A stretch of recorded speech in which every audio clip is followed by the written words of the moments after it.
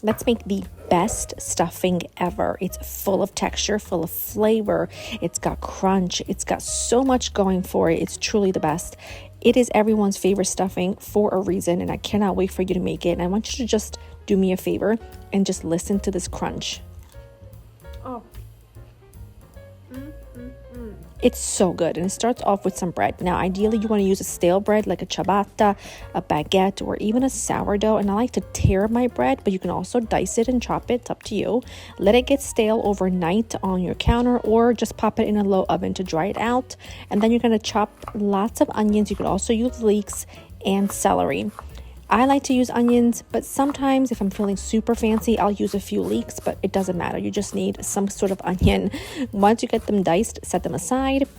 And then finally, chop lots of herbs. I'm using parsley, rosemary, and thyme. Those are my go-to. I want lots of them, and I want them finely chopped. Once there, just set them aside. Now, my stuffing includes Italian sausage. I had some Italian sausage out of the casing, browning in a skillet. And once it's nice and browned and nubbly and crispy, you're going to take it out of the pan and leave behind any drippings, because that's going to add so much flavor.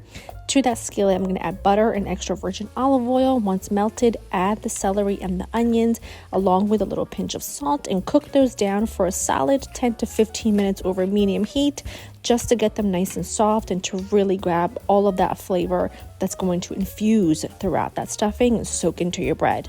Once there, add your cooked sausage. Let that cook a few minutes. Then I'm going to deglaze with either wine or like a light beer. Totally up to you. It's also an optional. If you don't want to add it, don't. But I think it adds lots of great flavor. Let that reduce, and then add your fresh herbs. Remove it from the heat. Let it cool slightly. Then grab your bread.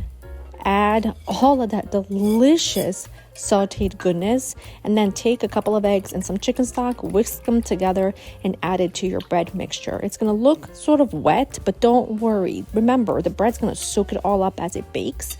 And then pop it in a greased casserole dish. I make sure that your oven's preheated to 350, and I make sure to get it nice and even.